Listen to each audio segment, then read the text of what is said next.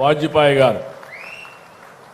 అలాంటి ఉద్యమాలు చూసినప్పుడు నేను ఆ రోజు ఆయన పక్కన ఉన్నప్పుడు ఓసారి ఆనందం కలుగుతుంది. ఎందుకంటే 99లో 36 మంది ఆంధ్రప్రదేశ్ నుంచి ఎంపీలయ్యారు.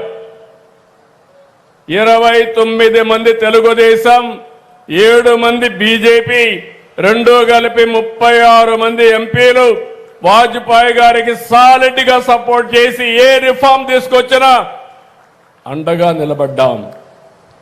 అణు పరీక్షలు చేసినా కూడా మనం ఎక్కడా భయపడకుండా అవసరమైతే ఇబ్బందులుంటే తాత్కాలికంగా ఉంటాయి, దేశం ముఖ్యమని చెప్పి ముందుకు పోయాం. కార్గిల్ యుద్ధం కూడా నాకు జ్ఞాపకం ఉంది. కార్గిల్ యుద్ధంలో మీరు ఒక్కసారి ఆలోచిస్తే ఆ రోజు కార్గిల్ యుద్ధం, ఈరోజు సింధూర్, 2 చరిత్రలో మిగిలిపోతాయి.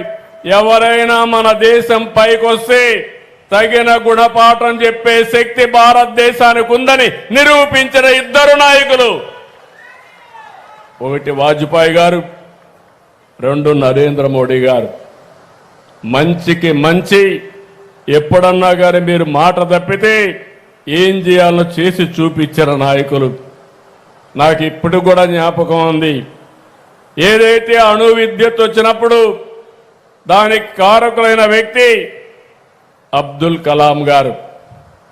ఆ నాయకుడిని నేను ఒకసారి చూస్తే సెక్రటరీ డిఆర్డిఓగా, చీఫ్ సైంటిఫిక్ అడ్వైజర్గా ఆనాటి ప్రధానమంత్రి వాజ్పేయి గారి దగ్గర ఉండే పోఖ్రాన్ 2ని సూపర్వైజ్ చేయడమే కాకుండా రూపకల్పన చేసి ఆపరేట్ చేసిన వ్యక్తి అబ్దుల్ కలాం గారు.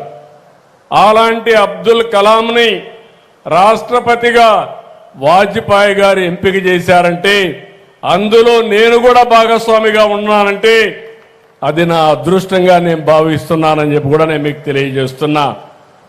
2 భారత రత్నాలు, ఒకటి అబ్దుల్ కలాం, రెండోది వాజ్పేయి గారు.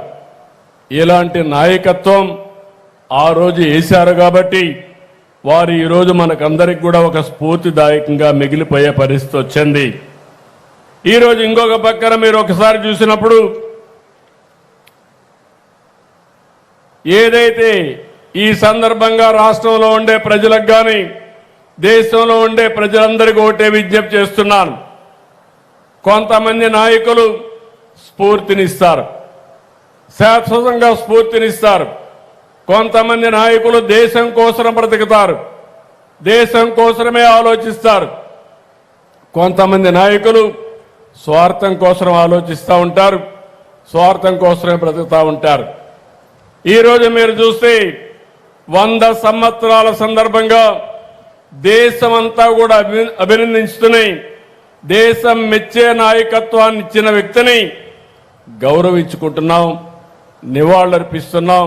నాకు ఏమాత్రం అనుమానం లేదు, భారతదేశం ఉన్నంత వరకు భారతీయుల గుండెల్లో చిరస్థాయిగా ఉండబోయే వ్యక్తి, ఉన్న వ్యక్తి వాజ్పేయి గారు అని చెప్పి మరొకసారి తెలియజేస్తున్నా. అందుకని ఇక్కడ ఆయన స్మృతివనం పెట్టుకున్నాం. ఆయన చూపించిన మార్గం సుపరిపాలన. సుపరిపాలనలో తీసుకొచ్చిన ప్రభుత్వ విధానాలు దేశం యొక్క దశ దిశ ఏ విధంగా మారుస్తాయో మనం ఎప్పటికప్పుడు ఆలోచించుకొని పునరంకితం అవుతున్నాం. అదే సమయంలో ఈ ప్రాంతంలో ఎన్టీ రామారావు గారు కూడా ఎప్పుడూ గుర్తుంటారు. రేపు రాబోయే రోజుల్లో ఎన్టీఆర్ గుర్తుండే విధంగా, వాజ్పేయి గారు గుర్తుండే విధంగా ఈ ప్రాంతాన్ని తయారు చేసే బాధ్యత ఎన్డీఏ ప్రభుత్వం తీసుకుంటాం. ఈరోజు ఇంకొక విషయం కూడా మనం గుర్తుపెట్టుకోవాల్సిన అవసరం ఉంది. ఈరోజు